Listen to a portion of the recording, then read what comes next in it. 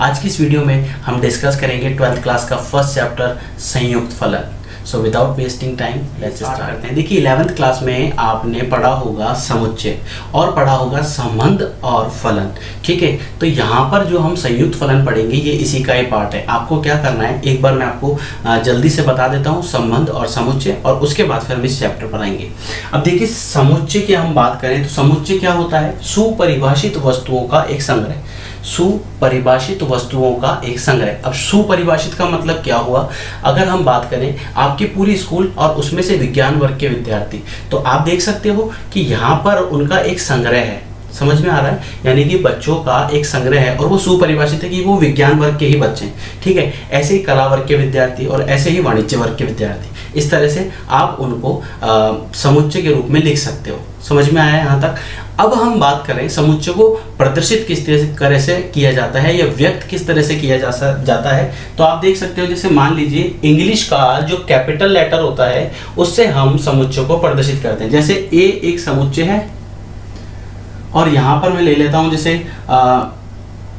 A B C D, तो इस तरह से व्यक्त किया जाता है। और अब मैं अगर ये बोल देता हूँ कि ए बी सी डी ये चार अलग जो है इनको हम बोलते हैं अवयव, ठीक है। ये पूरे को हम बोलते हैं समुच्चय और इसको हम बोलते हैं समुच्चय ए, ठीक है। तो समुच्चय ए को इस तरह से निरूपित किया जाता है। इसके अंदर आपके पास क्या क्या है, इसमें आपके पास अवयव है। ये क्लियर हो गया अच्छे से। अब हम बात करते हैं फलन की या संबंध की। तो संबंध क्या होता है, जब दो व्यक्ति दो वस्तुएं किसी नियम से या किसी कथन से एक दूसरे से परस्पर संबद्ध होती है, तब हम बोलेंगे कि वो एक संबंध है। क्लियर हुआ। जैसे मान लेते हैं दो समुच्चय, एक समुच्चय ए और दूसरा समुच्चय बी, ठीक है। ये समुच्चय ए मान लेते हैं, इसको समुच्चय बी मान लेते हैं। ए के कुछ अवयव कितना, 1 2 3 और 4, और बी के कुछ अवयव क्या, ए बी सी और डी। तो यहाँ पर हम ये बोल सकते हैं कि जैसे मान लीजिए ये इससे इस तरह जुड़ा हुआ है, तो हम क्या बोलेंगे, समुच्चय ए के अवयव समुच्चय बी के अवयव से परस्पर संबद्ध हैं और इसे हम बोलते हैं संबंध। इसको प्रदर्शित किस तरह से करते हैं, इसको प्रदर्शित करते हैं जैसे मान लीजिए ये एक है ना, तो इस एक को इस तरह से लिखते हैं, ठीक है। फिर लिखते हैं आर, और इस आर का मतलब होता है रिलेशन। ये इंग्लिश में जो रिलेशन वर्ड होता है उसी को हम उसी का आर ले लेते हैं और हिंदी में हम इसे क्या बोलते हैं, संबंध। तो एक का संबंध किससे है, एक ए के साथ में। इसी तरह दो का संबंध किससे है, बी के साथ में। समझ में आया। और इस तरह से हम इसे प्रदर्शित करते हैं। तो ये तो एक बात हुई, एक बेसिक सी चीज हुई जो मैंने आपको बताई है संबंध और इसके बारे में। अब अगर हम बात करें फलन की, तो फलन एक विशेष प्रकार का संबंध होता है। फलन एक विशेष प्रकार का संबंध होता है। यहाँ पर हम अब इससे रिलेटेड कुछ चीजें देखते हैं, समझते हैं। देखिए फलन किसी समुच्चय ए से समुच्चय बी में परिभाषित फलन f एक ऐसा नियम होता है जिसमें ए का प्रत्येक अवयव बी के प्रत्येक अवयव से संबंधित होता है। समझ में आया क्या होता है। अब इसे हम एक ग्राफ से समझते हैं, जल्दी समझ में आएगा। देखिए ये हमने डायग्राम बनाया, ठीक। इसमें इसको हम नाम दे देते हैं ए और इसको हम नाम दे देते हैं बी, ठीक है। इसको इसके साथ फलन के साथ, ठीक। अब क्या है, इसके कुछ अवयव हैं। अब जैसे मान लेते हैं इसके अवयव 1 2 3 और 4, और इसके जो अवयव हैं उन्हें हम मान लेते हैं w x y z, ठीक है। ये आपस में किसी तरह से लिंक है, ठीक है। अब क्या होता है, अब देखिए इसको प्रदर्शित किस तरह से करते हैं, इसे लिखते हैं हम फलन f, ठीक है। इसको हम प्रतिचित्रण भी बोलते हैं। इसको लिखते हैं फलन f, फिर यहां पर लगाते हैं कॉलन का साइन और फिर लिखते हैं a से b में संबंधित। देखो a से b में जा रहा है ना, a से b में जा रहा है, a से b में जा रहा है, इसलिए से इस तरह से निरूपित किया जाता है, व्यक्त किया जाता है a से b में। इस तरह से हम लिखते हैं। अगर मान लीजिए कोई दूसरा फलन हुआ तो हम लिखेंगे फलन f, जैसे मान लीजिए w से y में। तो इधर वाला W होगा, इधर वाला Y होगा। ये समझ में आ गया। जिधर की तरफ, जिस साइड में एरो बना होता है उसकी तरफ वो आपके पास एक तरह से आउटपुट होता है। तो दो तरह की चीज होती है हमारे पास, एक होता है इनपुट, एक होता है आउटपुट। इनपुट क्या होता है? जिसमें कुछ चीजें डाली जाती है, और आउटपुट क्या होता है? जिससे चीजें निकाली जाती है। तो ये क्या है? आउटपुट, और ये पूरा क्या है? इनपुट। ये समझ में आया। अब इनको और भी किसी नाम से जानते हैं, उनके नाम क्या क्या हैं? देखिए, इसके जो अवयव होते हैं, इन अवयवों को और भी कुछ बोलते हैं। इन अवयवों को हम बोलते हैं प्रांत, और इसके जो अवयव होते हैं इनको हम बोलते हैं सहप्रांत। ये समझ में आया। इसके अवयवों को हम बोलते हैं प्रांत, और इसके अवयवों को बोलते हैं हम सहप्रांत। एक और होता है परिसर। परिसर क्या होता है? जो इससे लिंक है उसे हम बोलते हैं कि वो उसके परिसर हुए। क्लियर। इसके अलावा और क्या क्या बोलते हैं? देखिए, अगर आप देखो तो ये जो है ये प्रतिबिंब है, यानी कि ये आउटपुट है। समझ में आया। जैसे मान लीजिए कांच है ना, तो ये आपका क्या हुआ? ये आपका हुआ प्रतिबिंब। तो इसके इधर वाला क्या हुआ? पूर्व प्रतिबिंब। तो इनके जो अवयव होते हैं ना, इन अवयवों को हम एक चीज और बोलते हैं, वो है पूर्व प्रतिबिंब। और इसके अवयवों को क्या बोलते हैं? प्रतिबिंब। मैं उम्मीद करता हूं आपको ये समझ आ रहा होगा। आपको क्या करना है? फलन क्या होता है? एक समुच्चय A से समुच्चय B में परिभाषित फलन f एक ऐसा नियम होता है जिसमें A के प्रत्येक अवयव, ठीक है, A का देखो सारे अवयव, प्रत्येक मतलब हर एक, प्रत्येक अवयव B के प्रत्येक अवयव के से संबंधित है। ये समझ में आया। इसके अवयवों को हम प्रांत भी बोलते हैं और पूर्व प्रतिबिंब भी बोलते हैं। इसके अवयवों को हम सहप्रांत भी बोलते हैं और प्रतिबिंब भी बोलते हैं। इसको इस तरह से व्यक्त किया जाता है फलन A से B तक। अब एक छोटा सा एक आपको एग्जांपल बताता हूं कि ये चीज है क्या। मान लीजिए आपके पास एक फलन है f of x, इसे क्या पढ़ते हैं? f of x। अब यहां पर आपके पास है x स्क्वायर, ठीक है। तो इसका मतलब क्या हुआ? देखो, आप इसको ध्यान से देखो। जैसे जैसे मैं x का मान बदलता रहूंगा, अगर ये f of x होता है ना, इसे हम y बोलते हैं, आउटपुट, ठीक है। तो जैसे जैसे मैं x का मान रखता जाऊंगा वैसे वैसे मुझे y का मान मिलता जाएगा। एग्जाम्पल के लिए देखते हैं। जैसे मान लीजिए मैंने x बराबर 1 रखा, तो ये किस तरह से हो जाएगा?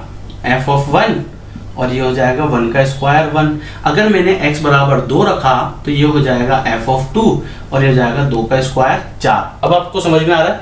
तो अब जैसे मान लीजिए मुझे इसको निरूपित या इसको व्यक्त करना है, तो इसको व्यक्त किस तरह से करूंगा? इस तरह से कि पहला कितने रखा? x, फिर कितना रखा? 2। अच्छा, मिला क्या? 1, और क्या मिला? 4। तो 1 1 से मिला है, 2 4 से मिला है। तो ये एक तरह से फलन हो गया। समझ में आया? फलन क्या है हमारे पास? ये पूरा, और इसे हमने इस तरह से व्यक्त किया। मैं उम्मीद करता हूं आपको इस समझ आ रहा होगा। अब धीरे धीरे हम चलते हैं वास्तविक फलन पे, और फिर आएंगे तत्समक फलन पे। वास्तविक फलन। वास्तविक फलन क्या होता है? यदि किसी फलन के प्रांत और सहप्रांत वास्तविक संख्याओं के समुच्चय r के उपसमुच्चय हो तो फलन वास्तविक फलन कहलाता है। अब यहां पर देखिए एक वर्ड आया है उपसमुच्चय, ये भी 11th का एक पार्ट है। उपसमुच्चय क्या होता है? उपसमुच्चय सबसे पहले इसको समझते हैं।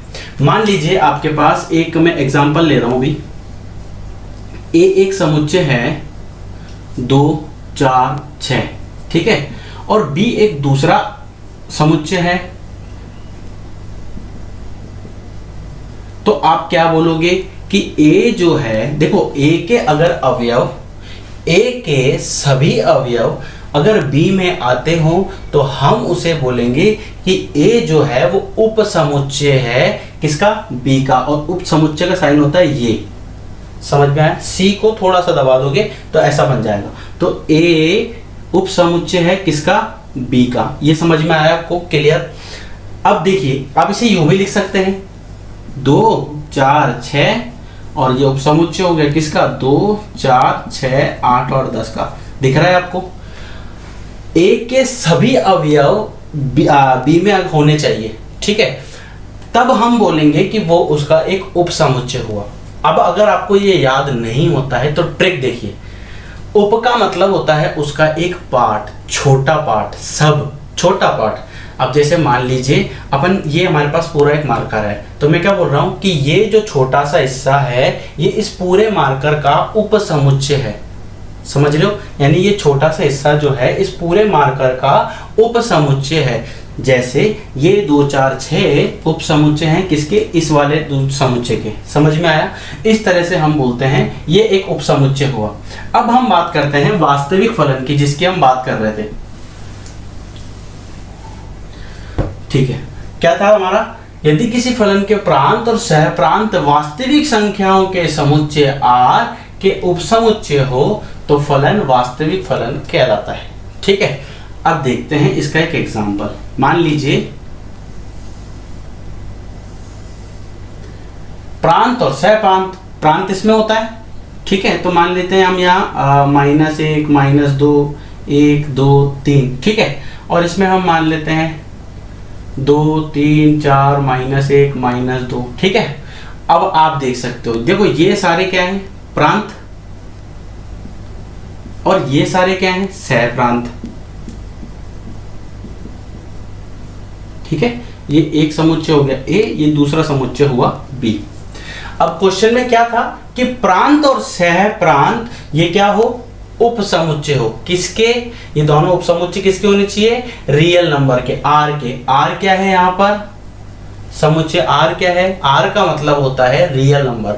रियल नंबर इंग्लिश में बोलते हैं बाकी वास्तविक संख्याएं, और वास्तविक संख्याएं जो है वो कहां से कहां तक होती है? -अनंत से लेकर +अनंत तक। तो आप देख सकते हो कि ये जो नंबर है, ये अगर मैं इसे इस तरह से लिखूं कि A जो है वो उपसमुच्चय है किसका?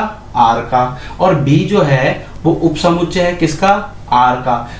तब अगर ऐसा केस होता है, यानी A और B दोनों ही R में से आते हो, तो उस केस में हम बोलेंगे, A और B दोनों अगर वास्तविक संख्याओं में से आते हो, तो उस केस में हम बोलेंगे कि ये जो फलन है, ये फलन कौन सा फलन हुआ? ये फलन वास्तविक फलन हुआ। क्यों फलन हुआ? क्योंकि इसके दोनों प्रांत और सहप्रांत वास्तविक संख्याओं में से आ रहे हैं। क्लियर?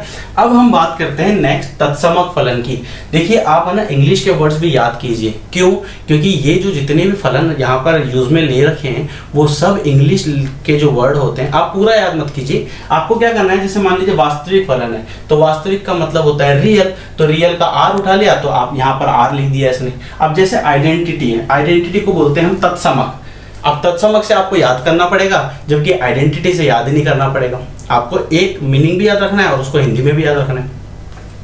अब देखिए एक समुच्चय A में परिभाषित फलन f तत्समक फलन कहलाता है यदि, किस केस में? यदि f of x बराबर x है और इसे हम इस तरह से भी व्यक्त करते हैं I a x equal to x, इस तरह से व्यक्त करते हैं I a x is equal to x। इसका मतलब हुआ I का मतलब तत्समक फलन, A का मतलब A में परिभाषित है, और X मतलब उसका इनपुट, और उसका जो आउटपुट है वो भी क्या है आपके पास? X है। समझ में आया? क्लियर हुआ? तो ये हुआ तत्समक फलन, और ये बहुत इंपॉर्टेंट है, थर्ड वाला। तत्समक फलन बहुत ज़्यादा महत्वपूर्ण है आपके एग्जाम के पॉइंट ऑफ व्यू से भी, क्योंकि एग्जाम में इस टाइप के क्वेश्चन पूछते हैं जो इससे रिलेटेड होगा कहीं ना कहीं पर। नेक्स्ट हम बात करेंगे अचर फलन की और तुल्य फलन की। नेक्स्ट हम बात करते हैं अचर फलन की। अचर, अचर मतलब होता है कांस्टेंट, और कांस्टेंट का मतलब होता है नियत, जिसके मान में परिवर्तन ना हो वो फलन जो होता है अचर फलन होता है। जैसे अब क्या है, किसी समुच्चय A से B में परिभाषित फलन f अचर कहलाता है यदि f of x बराबर कितना आ जाए? c, जिसमें c क्या है? b का पार्ट है। इसका मतलब हुआ, जैसे मान लीजिए ये एक है आपके पास समुच्चय A, ये एक दूसरा समुच्चय है B। ठीक है, आपने कोई वैल्यू रखी, जैसे -1 रखा, और अब जैसे फलन है ये f of x हम मान लेते हैं x²। ठीक है, अब देखिए -1 रखा, तो -1 का स्क्वायर कितना होता है? ये लिखिए -1, तो -1 का स्क्वायर कितना हुआ? 1, और अगर मैं रखता हूं 1 तो इसका स्क्वायर कितना हुआ? 1। समझ में आया? दोनों ही केस में आपको क्या मिल रहा है? 1 मिल रहा है, तो -1 का और 1 का आउटपुट कितना आया? 1। समझ में आया? तो ये एक कांस्टेंट आया, आप इसे बोल सकते हो एक तरह से कांस्टेंट। कांस्टेंट का मतलब जिसके मान में परिवर्तन ना हो। दोनों ही केस में जब हम अलग अलग मान रख रहे हैं तो मान हमें एक ही प्राप्त हो रहा है, तो इसका मतलब ये हुआ कि ये जो फलन है ये एक अचर फलन हुआ। क्लियर? इसके बाद अगर हम बात करें दो फलन या तुल्य फलन, दो फलन f तथा g तुल्य फलन कहलाते हैं यदि f तथा g के प्रांत और सह प्रांत, जैसे जैसे मान लीजिए इसमें जो अवयव होते हैं उन्हें हम क्या बोलते हैं, प्रांत, जैसे 1 2 3 x y और z, और इसके जो अवयव होते हैं इन्हें हम क्या बोलते हैं, सह प्रांत। ये समझ में आ रहा है, प्रांत और सह प्रांत, है ना। अब क्वेश्चन क्या है कि दो फलन, क्वेश्चन क्या सॉरी तुल्य फलन f तथा g तुल्य फलन कहलाते हैं यदि f तथा g के प्रांत और सह प्रांत समान हो। मान लीजिए ये एक फलन है f, ठीक है, अब एक दूसरा फलन है g, ठीक है, तो आपके पास क्या है, देखो इसका प्रांत क्या है 1 2 3, इसका प्रांत क्या है 1 2 3, इसका सह प्रांत क्या है x y z, इसका सह प्रांत क्या है x y z। जब दोनों के दो अलग अलग फलनों की बात हो रही है तो पहले फलन का प्रांत और दूसरे फलन का प्रांत बराबर हो, पहले फलन का सह प्रांत दूसरे फलन का सह प्रांत बराबर हो, तो हम बोलेंगे कि ये जो फलन है ये एक तुल्य फलन है। तुल्य का मतलब ही क्या होता है, जो इक्वल हो। समझ में आया। अब नेक्स्ट हम बात करेंगे समफलन और विषम फलन। नेक्स्ट हमारे पास है समफलन। समफलन क्या होता है, कोई फलन f a से b में समफलन कहलाता है कब, जब आप f ऑफ माइनस एक्स रखने पर आपको क्या प्राप्त होता है, fx प्राप्त होता है। समझ में आया। एग्जांपल देखें इसका, मान लीजिए आपके पास f ऑफ x है, इसका एक एग्जांपल लेके करते हैं ना। f ऑफ x आपके पास है cos x, ठीक है, आपने x की जगह माइनस एक्स रखा तो ये कितना हुआ, cos माइनस एक्स, और cos माइनस थीटा कितना होता है, cos थीटा ही होता है, यही होता है ना। अब आप देखो जब आपने f ऑफ माइनस एक्स रखा तो cos x क्या है, fx, तो जब माइनस एक्स रखा और आपको वही मिल गया f ऑफ x मिला, तो उस केस में हम बोलेंगे कि ये जो फलन है इस फलन को हम बोलते हैं समफलन। इसी तरह से अगर हम बात करें विषम फलन की, तो विषम फलन भी क्या है, एक फलन ही है, f a से b में परिभाषित एक फलन जिसमें f ऑफ माइनस एक्स रखने पर आपको माइनस f ऑफ x मिले। एग्जाम्पल देखें इसका, देखिए इसका उदाहरण क्या है, बड़ा सिंपल सा है। मान लीजिए f ऑफ x आपने ले लिया sin x, है ना। अब आपने x की जगह कितना रखा, माइनस एक्स, तो ये माइनस एक्स लिख दिया, ठीक है। तो माइनस एक्स लिखा तो ये कितना हो जाएगा, साइन माइनस एक्स। अब साइन माइनस एक्स कितना होता है, माइनस साइन एक्स। अब आप देख सकते हो f ऑफ माइनस एक्स जब आपने देखा तो माइनस, तो ये ऐसा कैसा आ गया। अब sine x, f of x का मान कितना था, साइन एक्स, तो यानी आप इसको मैं क्या लिख सकता हूं, fx। तो आप देख सकते हो f ऑफ माइनस एक्स रखने पर जब मुझे माइनस f ऑफ x मिला तो वो फलन होगा विषम फलन, और अगर हमें माइनस एक्स रखने पर वापस f ऑफ x मिलता है तो वो फलन होगा समफलन। ये दो पार्ट थे, 11th का एक छोटा सा बेसिक सा कंसेप्ट था जो अपन ने करा। अब हम बात करते हैं 12th क्लास की, जिसमें आएंगे टाइप्स ऑफ फंक्शन, फलनों के प्रकार। नेक्स्ट हम बात करते हैं फलनों के प्रकार। इसमें क्या है, एकैकी फलन, बहुएकी फलन, आच्छादक फलन, अंतरक्षेपी फलन और एकैकी आच्छादक। अब आप इनको डेफिनेशन से, परिभाषा से याद मत करना, आप इनको डायग्राम से याद करना, जल्दी याद होंगे। अब देखिए करना क्या है, एकैकी की बात करते हैं। एकैकी का मतलब होता है एक का एक। यदि किसी समुच्चय में प्रत्येक अवयव का भिन्न भिन्न प्रतिबिंब हो तो उसे हम बोलते हैं एकैकी फलन। अब देखिए कैसे होता है, जैसे मान लीजिए फर्स्ट वाले को मैं लिख रहा हूं, ये रहा, ये देखिए a और ये b, 1 2 3 x y और z। अब आपको इसमें दिख रहा है कि हर एक अवयव का एक अलग अलग प्रतिबिंब है। समझ में आ रहा है, एक का प्रतिबिंब x है, 2 का प्रतिबिंब y है, 3 का प्रतिबिंब z है। तीनों के जब अलग अलग हो तब हम उसे बोलते हैं कि ये है एक एकैकी फलन, ठीक है। इसी तरह अगर हम बात करें दूसरे वाले की, ये फर्स्ट है ना, अगर हम बात करें सेकंड की, सेकंड क्या है, बहुएकी फलन। तो बहुएकी फलन में क्या करना है, जो फलन एकैकी नहीं होता है वो फलन बहुएकी होता है। सिंपल याद करना है, जो फलन एकैकी नहीं होता है वो फलन बहुएकी होता है। कैसे, ये देखिए इसका एक डायग्राम, जैसे मान लीजिए ये a, ये b और ये फलन बना लिया 1 2 3 x y और z, ठीक है। अब देखो ये एक, अब आपको क्या दिख रहा है, देखो एक का प्रतिबिंब क्या है x, 2 का प्रतिबिंब क्या है x, और 3 का प्रतिबिंब क्या है, जेड। अब आपको यहां पे दिख रहा होगा कि 1 और 2 का जो प्रतिबिंब है वो एक जैसा है। जब 1 और 2 का प्रतिबिंब एक जैसा है, यानी कोई इसमें अलग अलग नहीं है, तब आप बोलोगे कि ये जो फलन है वो बहुएकी फलन है। ठीक है, तो एकी फलन कौन सा हुआ, एकैकी फलन वो होता है जिसमें प्रत्येक अवयव का भिन्न भिन्न अवयव हो। और दूसरा वाला क्या, बहुएकी कौन सा होता है, जो फलन एकैकी नहीं होता है वो फलन बहुएकी होता है। सिंपल। अब हम बात करते हैं थर्ड वाले की। तीसरा क्या है, आच्छादक फलन। आच्छादक के लिए आपको क्या करना है, बहुत सिंपल सा है। जैसे मान लीजिए 1 2 3, ये ए और ये बी।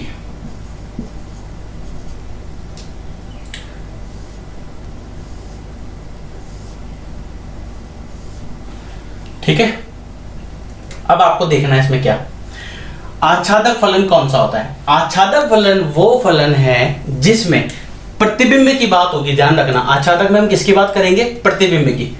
हर एक प्रतिबिंब का कोई ना कोई पूर्व प्रतिबिंब होना आवश्यक है।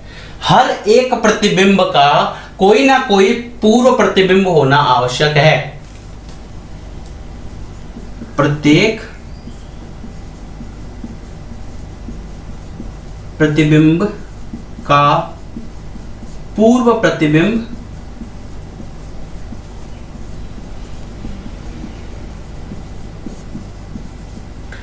हर एक प्रतिबिंब का पूर्व प्रतिबिंब आवश्यक है। और अगर ऐसा नहीं है तो वो फलन बन जाता है अंतरक्षेपी, और अगर ऐसा है तो वो फलन बन जाता है आपका आच्छादक फलन। उम्मीद करता हूं ये आपको समझ आया होगा। आच्छादक फलन क्या होता है, हर एक प्रतिबिंब का पूर्व प्रतिबिंब होना आवश्यक है। समझ में आया। अब जैसे मान लीजिए हम बात करते हैं अंतरक्षेपी की, इसका चौथा पार्ट। तो अंतरक्षेपी में आपको क्या करना है, अभी मैंने क्या कहा कि इसी से इसको जोड़ दीजिए। जैसे 1 2 3 4 W X Y Z और A। अब आप देख सकते हो यहां पर देखो Z और A जो है ये एक प्रतिबिंब है, लेकिन इनका पूर्व प्रतिबिंब तो है ही नहीं। इसमें आप देख सकते हो, ये मान लीजिए A है और ये आपके पास B है। तो B में जो अवयव है Z और A, यानी B के जो प्रतिबिंब हैं उनका पूर्व प्रतिबिंब A में तो है ही नहीं। जब A में नहीं है तो ये जो फलन हुआ, इस फलन को हम बोलेंगे अंतरक्षेपी फलन। आप चाहो तो इन्हें जोड़े से याद रख लेना, जल्दी याद हो जाएगा। जैसे एकैकी और बहुएकैकी रिलेटेड होते हैं। जो एकैकी होगा वो बहुएकैकी, बहुएकैकी कौन सा होता है, जो एकैकी नहीं होता है। इसी तरह से आच्छादक और अंतरक्षेपी, आच्छादक जो होगा वो अंतरक्षेपी नहीं होगा, सिंपल सी बात। या जो फंक्शन आच्छादक नहीं होगा वो अंतरक्षेपी फलन होगा। और इसी तरह से एकैकी आच्छादक की अगर हम बात करें तो एकैकी आच्छादक के लिए आपको क्या करना है, एक बेसिक सा छोटा सा कंसेप्ट है, वो याद रख लेना।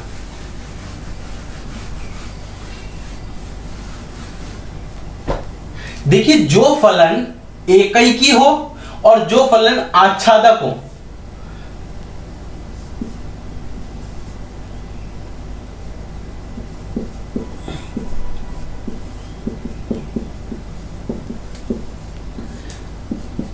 एकैकी आच्छादक क्या होता है, जो फलन एकैकी है, एकैकी भी हो और आच्छादक भी हो।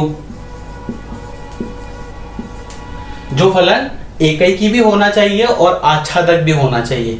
जब कोई फलन एकैकी और आच्छादक दोनों होता है तो उस फलन को हम बोलते हैं एकैकी आच्छादक फलन। तो आज की वीडियो में फिलहाल इतना ही, और वीडियो को लाइक करना ना भूलें, कमेंट करना ना भूलें, सब्सक्राइब करना ना भूलें, और अपने दोस्तों को भी शेयर करें जिससे उनका भी बेनिफिट हो। और नेक्स्ट जो टॉपिक है संयुक्त फलन, वो मैं नेक्स्ट वीडियो के अंदर लेके आऊँगा, और उम्मीद करता हूँ आपको ये वीडियो पसंद आया होगा।